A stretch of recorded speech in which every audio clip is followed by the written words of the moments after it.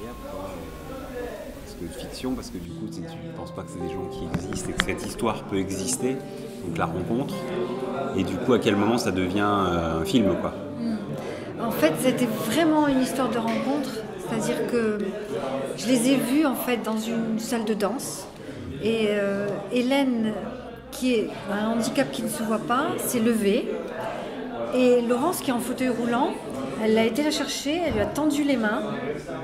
Elles se sont levées. Laurence s'est levée, alors quand elle se lève, elle est en L, comme ça. Et puis, elles sont allées sur la piste de danse et elles ont dansé. Et pour moi, j'étais subjuguée, en fait. Je les ai vues et j'ai vu deux corps dans l'espace en mouvement. Et moi, je m'intéresse au corps dans la photographie, parce que c'est mon métier. Et j'ai toujours filmé les corps, j'ai toujours photographié les corps, j'aime bien le lapsus. Et d'abord, j'ai fait des photos de nu, beaucoup, le corps m'intéressait en tant que tel. Et là, se rajoutait l'image en mouvement, donc l'histoire du rythme. Et ce qui était beau aussi, c'était leur danse, qui était dans leur temps à elles. Donc il y avait une espèce de contre-temps par rapport à la scène et les autres personnes qui dansaient. Et j'ai trouvé ça magnifique, et donc j'ai foncé sur elles deux. Et je leur ai dit bonjour, je vous trouve magnifiques toutes les deux quand vous dansez, j'aimerais vous filmer. Et voilà. Et je leur ai donné ma carte. Et je lui ai dit appelez-moi. Et elles m'ont appelé le lendemain. Donc ça c'était génial parce que je me suis dit il y avait un vrai désir de leur part aussi de participer à cette idée de film.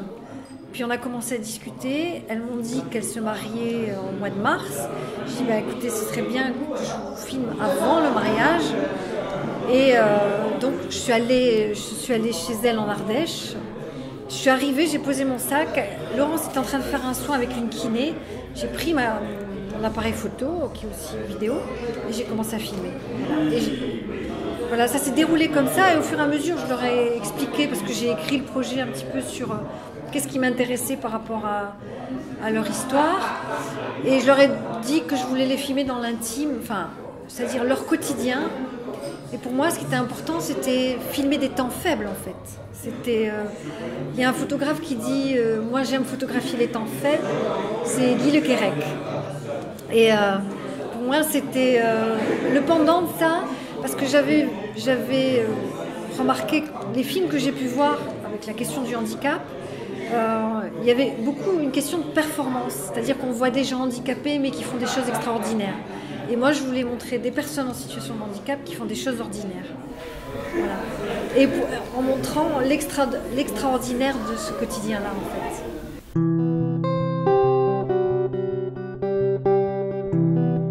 Alors, je ne sais pas, parce que, c'est vrai que moi-même, j'aime des femmes, mais je ne me sens pas marginale, mais de fait, je pense qu'il y a un travail sur la question de qu'est-ce qui fait bouger les lignes. Et en fait, c'est les marges qui font bouger les normes, et pas l'inverse.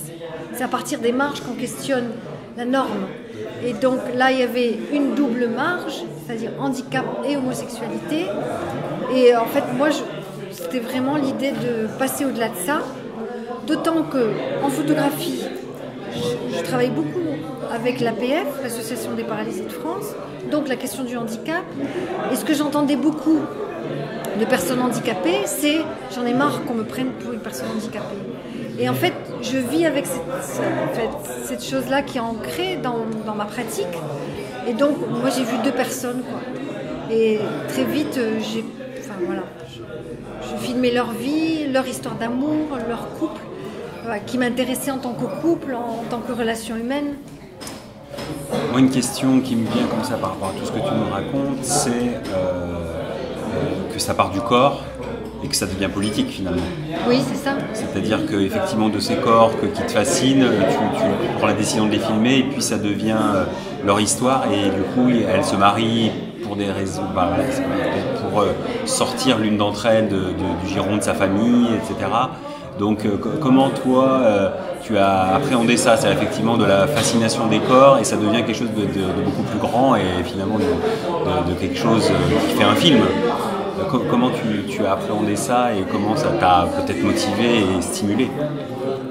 En fait, c'est vrai que je n'avais pas mesuré la dimension politique.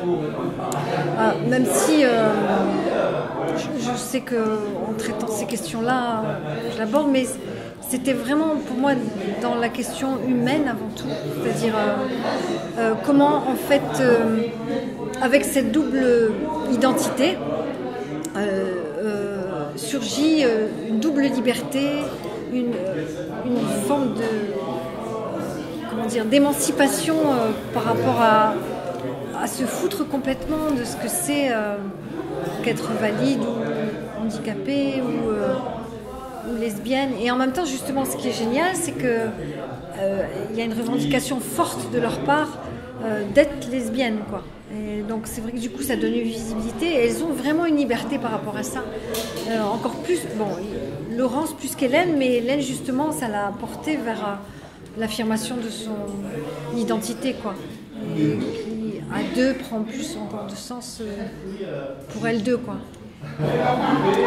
Alors, une question toujours sur le film, on vient d'en parler justement, et c'est justement la forme du documentaire et que tu as choisi ici, et du coup comment, justement c'est ce qu'on disait, les protagonistes à un moment deviennent acteurs et prennent et finalement quelque chose que tu es censé diriger et prennent un peu les rênes. Et il y a certaines scènes dans le film où elles prennent les rênes de ton film. Et comment toi tu le vis en tant que justement réalisatrice, comment toi les choses se déroulent devant toi et elles vont t'émerveiller ou te surprendre, et que tu te dis là il y a des choses, je parle notamment de la scène de l'escalier tout à l'heure, oui. Comment toi quand tu la filmes et que tu captures ça, ça devient quelque chose qui te dépasse en fait. Est-ce que tu le sens quand tu es en train de filmer? Est-ce que tu te dis là ça va rester ça? Parce que du coup... Bon, cette séquence-là en particulier, certainement oui, parce qu'il y avait la notion de dépassement encore plus, et aussi, c'est vrai, le fait, ça questionne qu'est-ce que c'est le réel quand on a une caméra, parce que du coup, ça crée des choses. C'est-à-dire qu'effectivement, Laurence, elle est devenue l'actrice de sa vie en créant cette espèce de mouvement de monter et de descendre. Et je pense que c'était une sorte de performance. C'est vrai, à ce moment-là, que moi j'avais déjà remarqué quand elle descend l'escalier chez elle. On le voit quand elle sort de la séquence avec ses tableaux, et où en fait on peut la comparer à une athlète de haut niveau. Et je pense que là-dessus, il y a quelque chose d'elle qui se dépasse, oui, et que la caméra lui donne envie d'exprimer. Et oui, ça me dépasse ces moments-là. C'est ça qui est génial.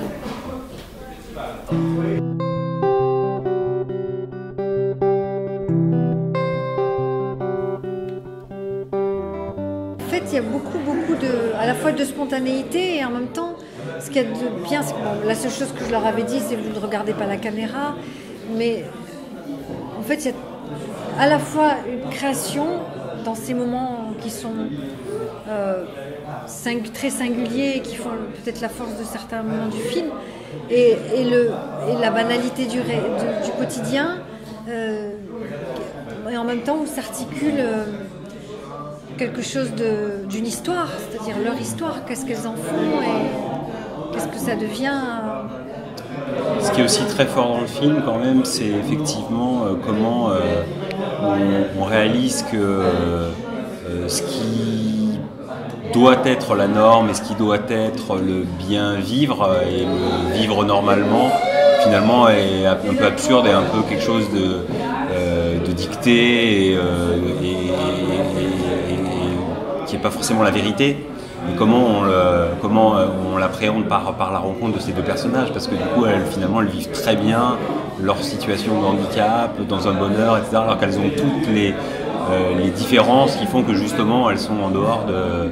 Est-ce que c'était déjà une idée de propos en amont du tournage d'arriver à ça, c'est-à-dire de faire comprendre que être différent finalement c'est pas... ça peut être très joyeux et justement plus dans la vérité que d'être dans une espèce de stéréotype au quotidien et toute sa vie. Est-ce que c'était déjà en amont pour toi une une idée et quelque chose à transmettre dans le film, ou c'est venu aussi dans leur histoire? Alors, il y a plusieurs choses. C'est-à-dire, le fait, moi, de travailler en faisant des reportages sur la question du handicap, il s'est inscrit quelque chose de militant, je pense, à savoir de donner à voir ce que c'est un quotidien pour une personne en fauteuil, où le simple fait d'ouvrir une porte devient un parcours du combattant.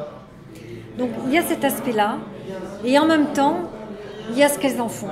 C'est-à-dire que Laurence, qui est en fauteuil, elle est d'une grande magnanimité vis-à-vis des gens qui l'ignorent, qui lui parlent comme à une débile, ou bien elle est moqueuse, ou elle le transforme en humour.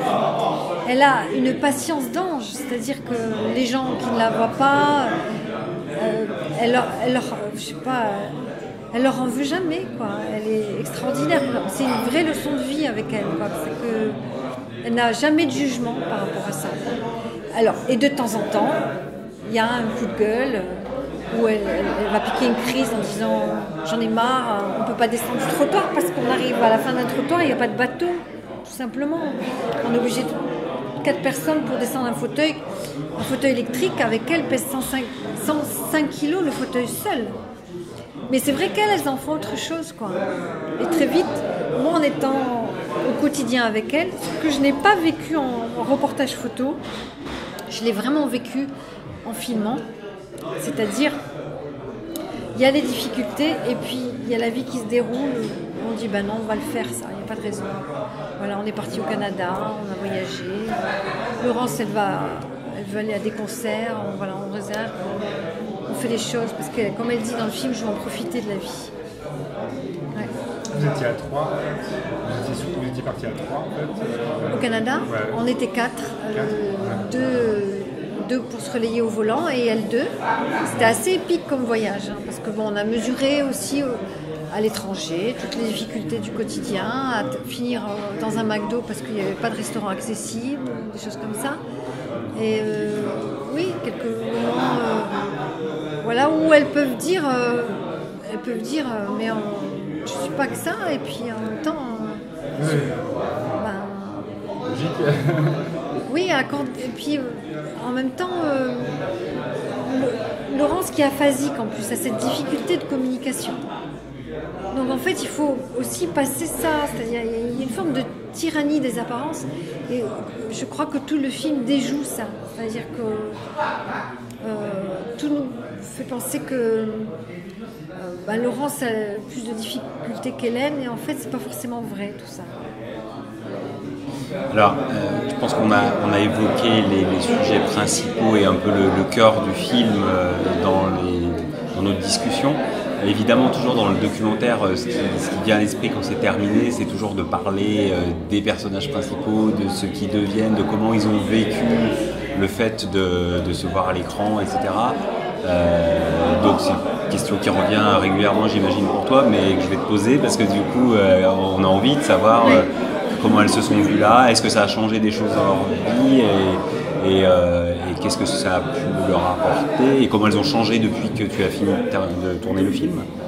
Alors, ce qui était bien, c'est que justement dans le film, on voit déjà la progression de l'autonomie, en particulier de Laurence, qui est extrêmement favorisée par Hélène. Donc là, il y a un parcours vers une émancipation qui est énorme. C'est-à-dire que Laurence, aujourd'hui, elle est capable de vivre seule. Pas tout à fait chez elle, mais si elle le veut, elle n'en a pas envie parce qu'elle est avec Hélène. Et si elle en a envie, c'est possible. Ce que je pense qu'il n'a jamais été le cas auparavant. Je pense que ça leur a ouvert socialement aussi sur un rapport au monde, aussi au monde des femmes lesbiennes qui pouvaient être rebutées par le handicap de Laurence et qui maintenant vont plus vers elle, quoi. Et donc ça a ouvert une communication en fait, et l'envie de les connaître. Puis Laurence est artiste, donc aussi elles sont très complémentaires toutes les deux, donc il y a quelque chose qui a ouvert, je pense. Déjà, elles ensemble, elles font leur chemin, Et le film, je pense, ça leur a donné surtout une ouverture sur dire on peut avoir une vie sociale, ce qui n'était pas évident. Alors, peut-être pour conclure, c'est quand même qu'on te félicite je trouve, moi, le message le plus fort du film, c'est que finalement le cœur et l'esprit sont plus forts que le corps, et que du coup, très souvent dans les films gays et lesbiens, c'est toujours le corps qui est mis en avant, la beauté du corps, etc. Et que là, il y a un message qui est quand même pour moi très clair, c'est ça, c'est que quand on a du cœur et quand on a de l'esprit, et le corps finalement, et c'est des difficultés qu'on peut avoir à vivre avec ce corps, l'emporte finalement surtout. Donc on te remercie pour ce beau message qui nous est tous, on a besoin de se le redire des fois, je pense, de ne pas se laisser aller au quotidien de chacun, à la superficialité, aux publicitaires, etc. Et là le film remet les choses en place et c'est merveilleux. Merci. Merci à toi Karine. Merci.